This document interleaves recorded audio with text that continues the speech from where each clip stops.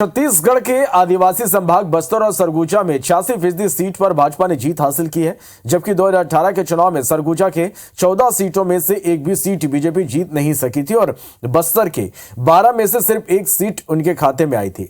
सवाल है कि भाजपा ने आखिर क्या जादू किया? अब क्या आदिवासी बहुल प्रदेश को आदिवासी मुख्यमंत्री मिलेगा? सुनिए IBC 24 से क्या कह रहे हैं प्रदेश के कद्दावर आदिवासी नेता केदार कश्यप। विधानसभा चुनाव में बीजेपी ने आदिवासी क्षेत्रों में शानदार परफॉर्मेंस दिया है।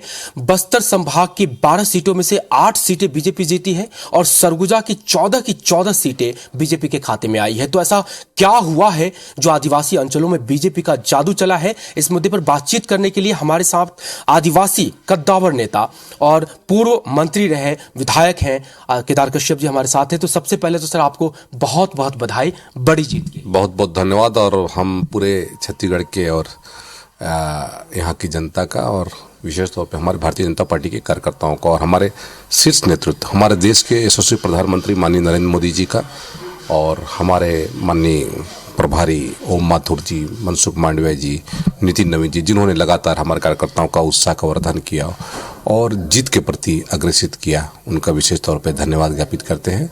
और जिस तरीके से आदिवासी क्षेत्र में कांग्रेस ने वादा खिलाफी की थी और लोगों का घमंड सर चढ़ करके बोल रहा था। एक तरफ PCC के अध्यक्ष ये बोलते थे कि मैं तो केवल फॉर्म भरने जाऊंगा और सीधे सीधे मैं मुझे क्या कहते हैं प्रमाण पत्र मिलेगा, मेरे नाम से तो कोई कुत्ता भी खड़ा हो जाएगा तो वो जीत जाएगा कांग्रेस के नाम पे। उसी तरीके से खाद्य मंत्री जी थे अमरजीत भगत जी ने कहा था कि यदि कांग्रेस की सरकार नहीं आएगी तो मैं मूंछ मुड़ा दूंगा। तो ये जो घमंड है, ये जो गुरूर है, इनको जिस तरीके से हार का सामना देखना पड़ा। अच्छा, इस बार का चुनाव आप देखिए कि छत्तीसगढ़ के इतिहास में ऐसा कभी नहीं हुआ कि 41% के वोट से आप आगे बढ़ गए। इस बार 46.35% वोट शेयर और 54 सीट, मतलब ये इस बार अद्भुतपूर्व है। देखिए, कांग्रेस ने बड़े लोक लुभावन नारे दिए थे और बड़ी बड़ी बातें कही थी जब 2018 में जब इनको सरकार बनाना था, लेकिन सरकार बनने के बाद वो भूल गए और अहम में आ गए।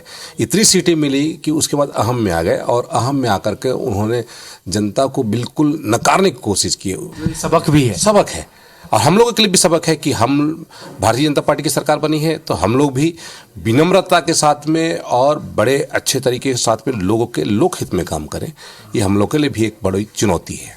एक आदिवासी राज्य की छवि रखने वाले प्रदेश में एक आदिवासी मुख्यमंत्री का इंतजार 23-24 सालों से चल रहा है। आप क्या सोच रहे हैं? नहीं, देखिए, हमने कभी ऐसी इच्छा नहीं की और उसके साथ साथ यदि हम बात करें तो हमारे लिए देश प्रथम है और हमारे लिए हमारा छत्तीसगढ़ राज्य आगे बढ़ना चाहिए। मुख्यमंत्री कोई भी हो, लेकिन छत्तीसगढ़ का डेवलपमेंट होना चाहिए।